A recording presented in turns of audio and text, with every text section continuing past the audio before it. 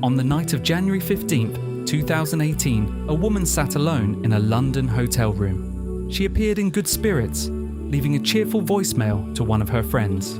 She emailed her bandmate, Noel Hogan, back home in Limerick, Ireland, and then took a bath. Within hours, the woman who was in this room would be gone forever. Her name was Dolores O'Riordan, and this is the story of the voice that shook the world and the silence it left behind.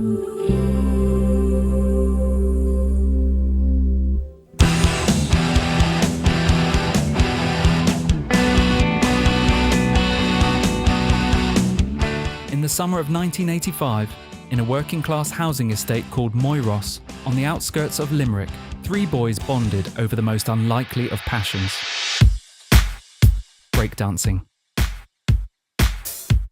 Noel Hogan, age 13, his brother Mike, 12, and their friend Fergal Lawler, 14, spent their afternoons spinning on cardboard, boomboxes blaring, tracksuits gleaming. The American movie Breakin' had swept through rural Ireland, and these kids were captivated. But breakdancing was a gateway. Soon the boomboxes gave way to guitars. Fergal got his first drum kit as a Christmas present. 2 months later, Mike got a bass and Noel got a guitar.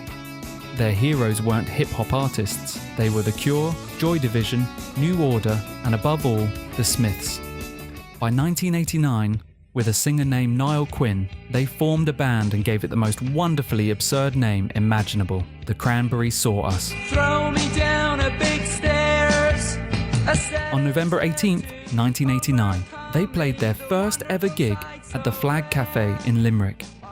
But something was missing. Their singer left after 6 months, and as he walked out the door, he made one suggestion that would change music forever. Try my girlfriend's friend. Her name is Dolores. Dolores Mary Eileen O'Riordan was born on September 6th, 1971, in Ballybricken, County Limerick, the youngest of 9 children in a modest Catholic home.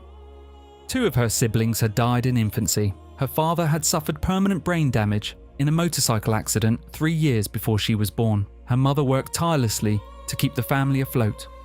When Dolores was 7, her sister accidentally burned the family house down. Their rural community rallied together to buy the family a new home, but there was a darker secret. From the age of 8, Dolores was sexually abused by someone the family trusted, a person of authority in their community. The abuse lasted 4 years. She buried it the way only a child can, with shame, with silence, and with a desperate escape into the one thing that made her feel free: music. She sang in the church choir. She learned piano, harmonium, and accordion. Her father, despite his injuries, would sing with a yodeling lilt, a sound Dolores absorbed into her bones and would one day make famous across the world. At the age of 12, she stood up on her first day at a new school, looked her classmates in the eye, and announced, "My name is Dolores O'Riordan, and I'm going to be a rock star." At 18, she left home against her parents' wishes. She had no money. She was, in her own words, really poor for a year and a half, actually hungry, like I'd die for a bag of chips. Then she saw an ad for a band looking for a female singer. She showed up at the audition, a rural girl, quiet as a mouse. They gave her a cassette tape with an unfinished instrumental. She took it home. What she brought back changed everything. The 3 lads pressed play on the tape Dolores returned. Noel Hogan later recalled, "We were immediately blown away. Her voice was something special." Mike Hogan said they all looked at each other in stunned disbelief. Dolores had taken their simple instrumental and turned it into Linger, a song that would one day be heard by hundreds of millions of people. She was in. The band renamed themselves the Cranberries. They sent demo tapes to record labels in London. What happened next was extraordinary. A bidding war erupted between major British labels. On April 18, 1991, at a gig in Limerick's Jetland Centre during University of Limerick's Rag Week, they played to 1,400 students. In the audience were 32 A&R executives who had flown in from London, along with legendary producer Denny Cordell. The Cranberries signed with Island Records. 4 kids from Limerick were about to take on the world.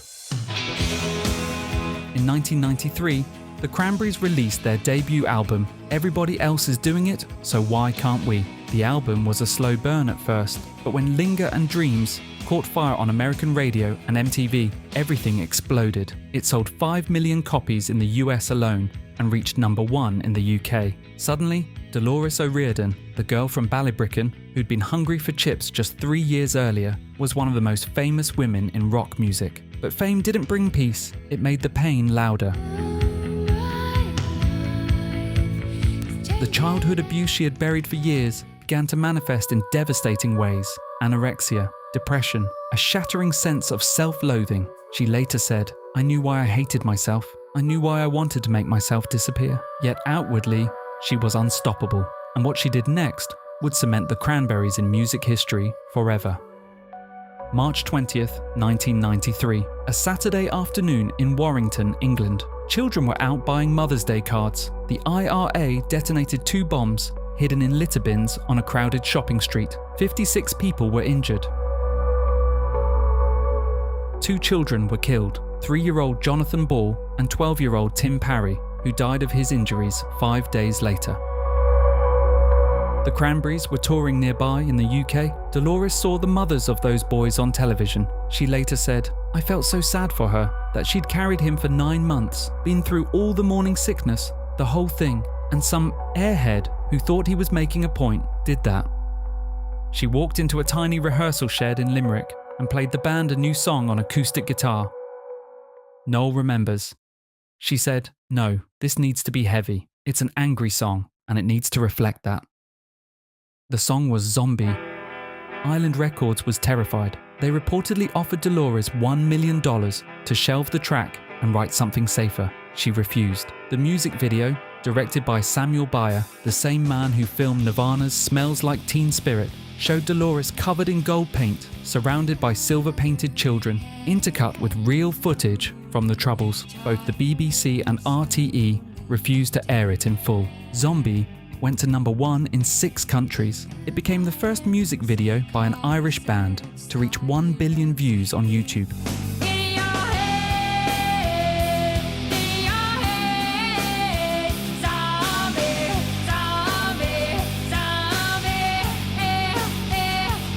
In 1998, the Cranberries were invited to perform at the Nobel Peace Prize ceremony when the Northern Ireland peace process bore fruit. Tim Parry's father, Colin, only learned the song was about his son's death after Dolores herself died decades later. He wrote, "I'm saddened to hear of the death of Dolores O'Riordan at just 46. Her wonderful band recorded a moving song after the Warrington bomb in memory of the 2 innocent victims, Jonathan Ball and my son Tim.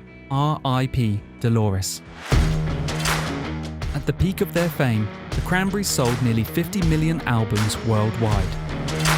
They toured to over 500,000 fans on a single European run. Their songs appeared in Clueless, Mission Impossible, You've Got Mail, The Sopranos.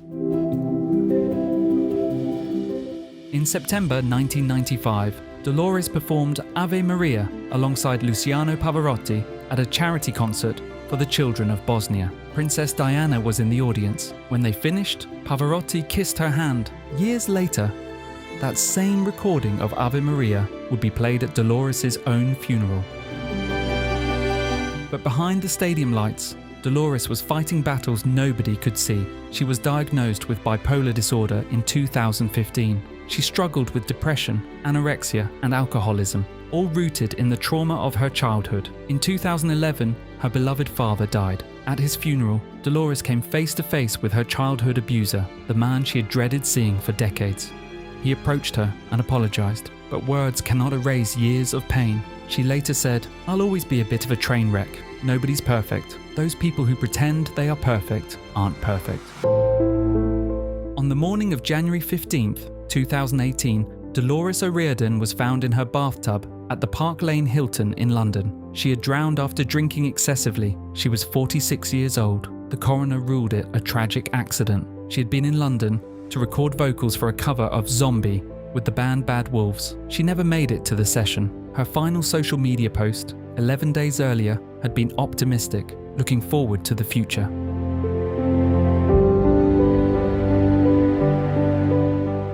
The world stopped. The the President of Ireland paid tribute. Her face appeared on the giant screen at Madison Square Garden. Cranberries' album sales surged overnight. Bono and Johnny Depp performed Linger in her honour just hours after the news broke. But the story doesn't end there. Remember those emails Dolores sent the night before she died? Those rough vocal demos? The surviving members of the Cranberries, Noel, Mike and Fergal, spent months unable to listen to them. But eventually, they plugged in her hard drive, and what they found brought them to tears. Dolores had left behind enough completed vocals for an entire album. It was, in Noel Hogan's words, like a little gift she left behind. They refused to use pitch correction on her voice. Noel said simply, she would absolutely kill us. In April 2019, the Cranberries released In the End, their 8th and final album. It was nominated for a Grammy for Best Rock Album, and then the band that began with 3 breakdancing boys and a quiet girl from the countryside ceased to exist. Noel Hogan said, "We don't want to continue without Dolores, so we're just going to leave after this." Dolores O'Riordan once said, "When I die, I think I'll probably come back as an angel, and I'd like to guide people going through similar experiences in life, whisper in their ear, and kind of give them ideas on how to deal with it. Somewhere, in every chord of Linger, in every cry of Zombie, in every note she ever sang, she still is."